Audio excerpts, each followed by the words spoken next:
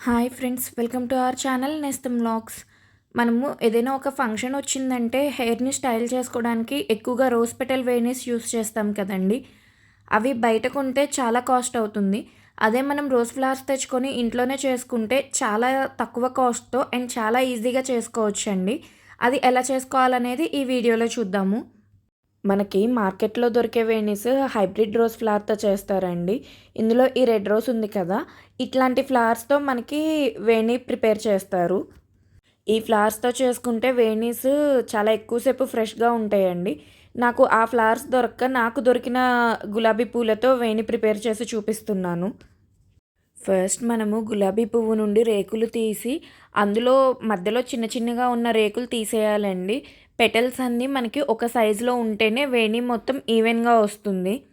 మీరు ఏ రకం గులాబీలు తీసుకున్న పూలన్నీ ఒకే సైజులో ఉండేటట్టు తీసుకుంటే మనకి ఆల్మోస్ట్ పెటల్స్ అన్నీ ఒకే సైజులో వస్తాయి.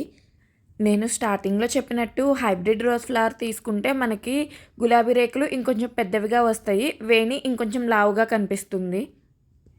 అండ్ మనము వేణీ చేసుకునేటప్పుడు మామూలుగా బట్టలు కుట్టే సూది ఉంటుంది కదండీ! ఆ సూదే యూజ్ చేసుకుంటాము. దారం మాత్రం కొంచెం లావు దారం తీసుకుంటాము.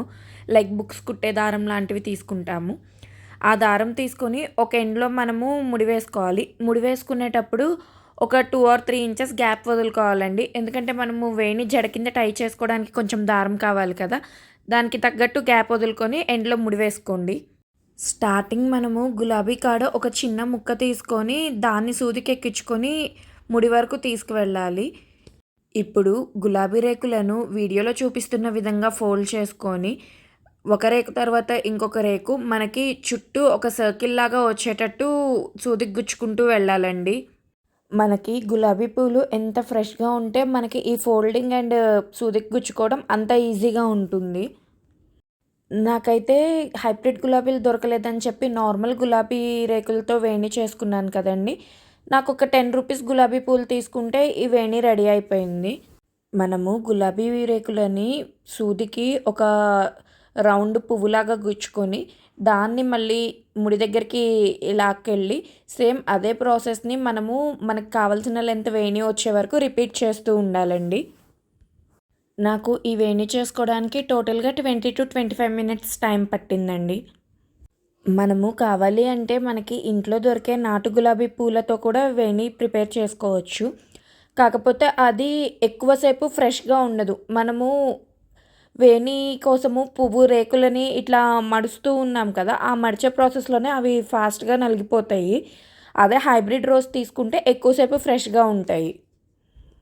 అండ్ మీ హెయిర్‌కి ఎంత లెంత్ వేణి కావాలి అనేది చూసుకొని మీరు ప్రిపేర్ చేసుకోండి. నేనైతే చిన్న పిల్లల కోసం చేశాను కాబట్టి కొంచెం చిన్న సైజ్ వేణి చేశాను.